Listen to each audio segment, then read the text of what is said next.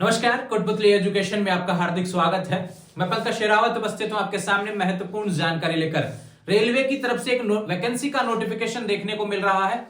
कल ही नोटिफिकेशन देखने को मिल रहा था, उसके बाद में बहुत से सवाल इसके क्वालिफिकेशन को लेकर, काफी एलिजिबिलिटी को लेकर सवाल देखने को मिल रहे हैं और सबसे बड़ा कंफ्यूजन उसी को मैं दूर करने वाला हूं। यहाँ पर इसके बारे में जितनी भी अपडेट्स आई हुई हैं, हालांकि यहाँ पे शॉर्ट नोटिस आया है और कुछ चीजें बताई दी गई है। और एक चीज आपको यह बता दूं, फरवरी में अपडेट आई है और यहाँ पे कह दिया गया है भैया क्या फरवरी 2025 तक हम इस वैकेंसी को कंप्लीट कर देंगे। तो रेलवे ने बड़ा टारगेट लिया यहाँ पर, लेकिन वैकेंसी का जो नोटिफिकेशन आया इसके साथ में विद्यार्थी खुश नहीं है, क्योंकि 4-5 साल से जो विद्यार्थी इंतजार कर रहे थे कि एक बड़ी संख्या में, मतलब कि पद जो होने वाले लगभग 40-50 हजार ऐसे होने चाहिए थे, लेकिन देखने को मिल रहे हैं मात्र 9,000। तो सरकार कह रही है कि हम एसएससी की तरह हर साल वैकेंसी देने वाले हैं। तो 5 साल से हम लोग क्या कर रहे थे, इंतजार करने के लिए इतना वेट कर रहे थे कि हाँ 9,000 वैकेंसी आएगी, हमें संतुष्ट रहना पड़ेगा। आपको एक बार तो यहाँ पे अच्छी वैकेंसी निकालनी चाहिए थी, जो भी प्रयास करने चाहिए था आई थिंक बाद में करना चाहिए। अभी तो आपको एक अच्छी वैकेंसी देनी चाहिए थी, लेकिन ऐसा नहीं हुआ है, तो काफी निराशा देखने को मिल रही है।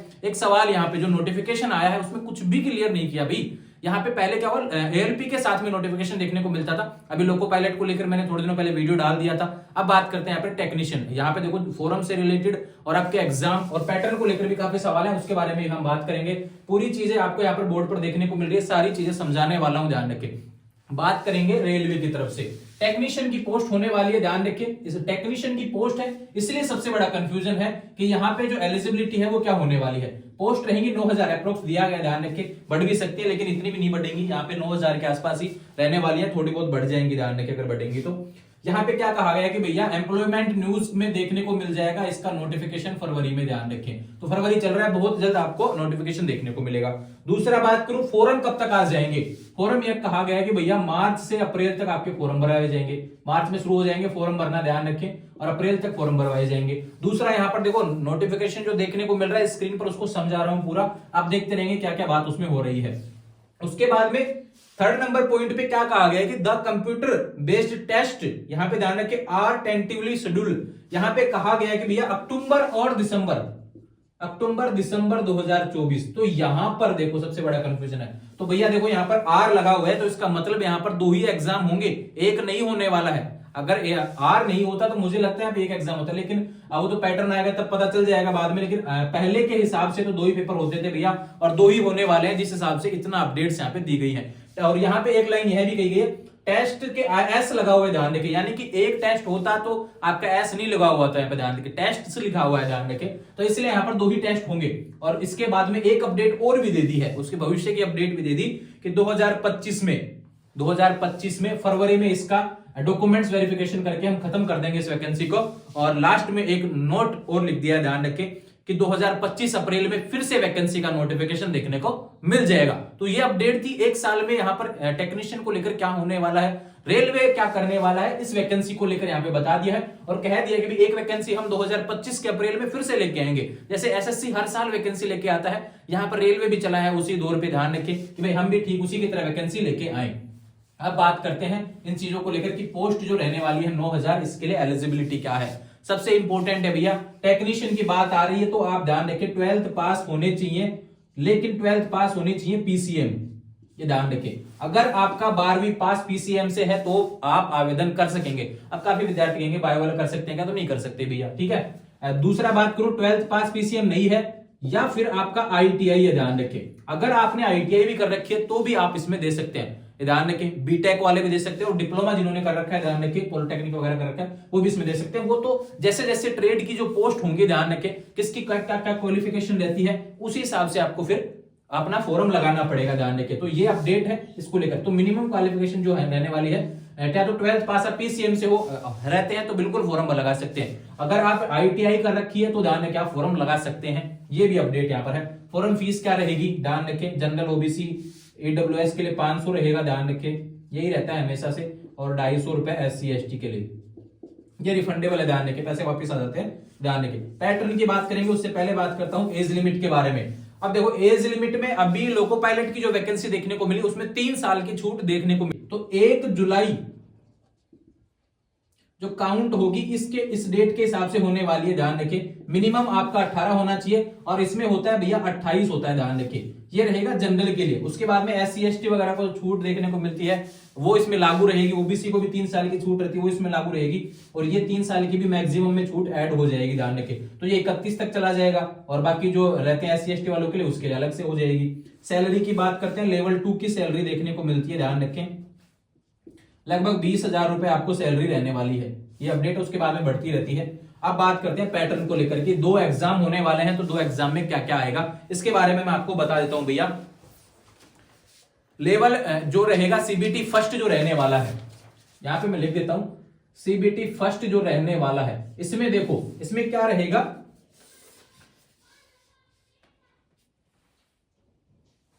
75 क्वेश्चन आएंगे, ये ध्यान रखिए। 60 मिनट आपको मिलेंगे। 1/3 नेगेटिव मार्किंग रहेगी। ये रहेगा 75 क्वेश्चन आएंगे, 60 मिनट में करना होगा, 1/3 नेगेटिव मार्किंग रहने वाली है। ये रहा इसका। अब 75 क्वेश्चन किस चीज के देखने को मिलेंगे इसके बारे में हम बात कर लेते हैं। तो यहां पर जीके और करंट अफेयर्स के 10 क्वेश्चन देखने को मिलेंगे, जनरल अवेयरनेस के। साइंस के 20 क्वेश्चन देखने को मिलेंगे, मैथ के 20 क्वेश्चन देखने को मिलेंगे और रीजनिंग के 25 क्वेश्चन देखने को मिलेंगे। इस तरीके से 75 क्वेश्चन तो आपके CBT फर्स्ट के हो जाएंगे। अब CBT फर्स्ट आपका क्लियर हो जाएगा, इसमें क्या होगा, देखो 9000 पोस्ट है, पास करेंगे तब आपको 15 गुना लोगों को पास किया जाएगा CBT 2 के लिए। अब CBT 2 में क्या है, 2 भाग होते हैं भैया, भाग A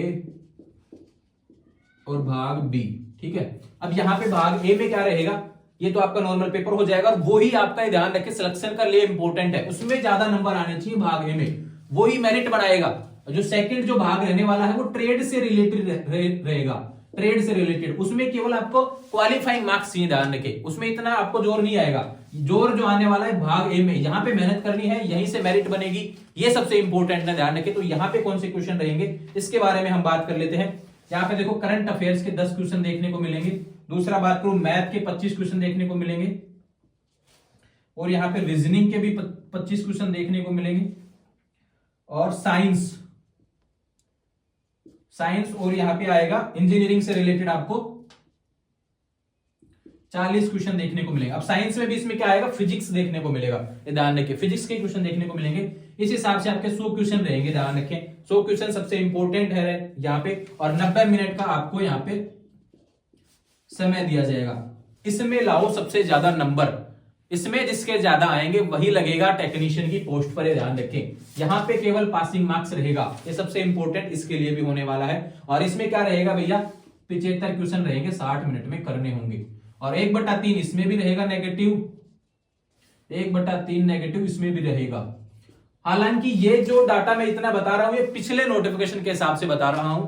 भविष्य में अगर बदलाव होता है तो आपको वीडियो जब फोरम आएगा, इसका नोटिफिकेशन जो आने वाला है उसमें सारी चीजें क्लियर कर दी जाएंगी, ये ध्यान रखें। उसमें छूट को देख, जो आयु सीमा में जो छूट देखने को मिल रही है उसका नोटिफिकेशन उसमें कंफर्म आएगा। जब लोको पायलट में छूट दे दी गई है 3 साल की, तो इसमें भी देंगे ना भैया, बिल्कुल आएगा। आप इंतजार कर रहे हैं रेलवे D ग्रुप की भर्ती आएगी, बिल्कुल उसका भी नोटिफिकेशन थोड़े समय में देखने को मिल जाएगा। यहाँ पर टेक्नीशियन की आई हुई है, लोको पायलट का ध्यान रखें, आपको अपडेट दे दिया है पहले ही। और भी जो वैकेंसी आएंगी रेलवे से रिलेटेड आपको चैनल पर देखने को मिलेंगी। ये अपडेट थी यहाँ पर, इससे रिलेटेड ध्यान रखें। योग्यता सबसे इंपॉर्टेंट है, 12th पास PCM होना चाहिए तो आप आवेदन कर पाएंगे, या फिर ITI भी है तो भी आप आवेदन कर सकते हैं, पॉलिटेक्निक है, BTech है तो भी आप आवेदन कर सकते हैं। आने वाले समय में ऐसी अपडेट्स के लिए चैनल को सब्सक्राइब करें। कहीं कोई सवाल बना हुआ है इसके क्वालिफिकेशन से रिलेटेड या फिर और भी चीजें हैं जो आप जानना चाहते हैं तो बिल्कुल आप कमेंट कर सकते हैं या फिर इंस्टाग्राम के माध्यम से मुझसे बात कर लेंगे। जुड़े रहेंगे चैनल के साथ, चैनल को सब्सक्राइब करें। Thank you.